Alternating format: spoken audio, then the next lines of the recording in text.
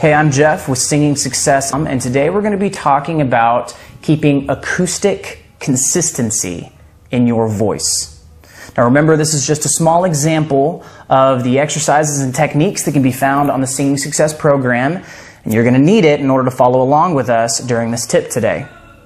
If you are serious about developing your voice, go to our website, Singing Success, to learn more about the program.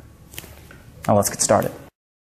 If you think about the voice as a woodwind instrument, you have the reed in your throat here, the vocal cords, and then you have the body of the instrument right here, the resonating chamber. Now, a woodwind instrument is rigid. It doesn't change shape, and therefore, because of that, the tone remains consistent throughout the range of the instrument. You can apply a similar principle to our voice. So, for example, if you were to take an exercise like G, and you say G, G, G, G, G, G, G, G, G, the tonal quality changes completely from the bottom to the top. On the very bottom, I'm saying G. At the very top, I'm saying G, G, G, G, G, G. It becomes very wide and splatty and unattractive sounding at the very top. What I want is to find consistency of tone. So I'm going to say G, G, G, G, G, G, G, G, G.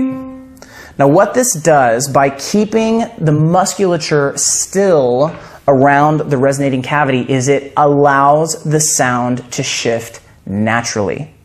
If I change things so it becomes wider, gee, gee, gee, gee, that is something that singers do instinctively in order to keep the resonance down. When you add tension into your jaw or into your tongue or into your throat, any kind of negative tension, what it does is it hinders the resonance from shifting properly. So think of it like this. Either you will move or the sound will move. The more you move musculature, what's going on around the resonating cavity, the more you hinder the sound from moving where it wants to, and the more you hinder it from resonating where it wants to on each note. But when you're doing an exercise like the one we're doing today, the more still you can keep everything, all the muscles, the more freely the sound will move. Okay, so if I'm going to say and I take away the g consonant, go up here, up here,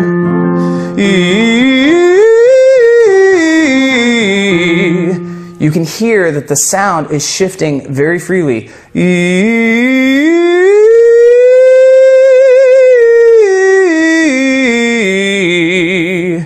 It's not being held down.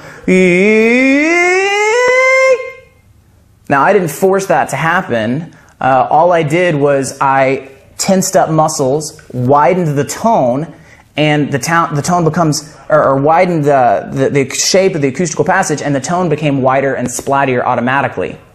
Now, if that's going to happen for somebody that makes their living doing exercises, that's definitely going to happen for somebody who's just figuring out how to do the exercises, right? And who's learning how to do these properly. So focus on keeping that consistent acoustical shape, and what it's going to do is it's going to help connect the tonal quality at the bottom of the scale with the tonal quality at the top of the scale.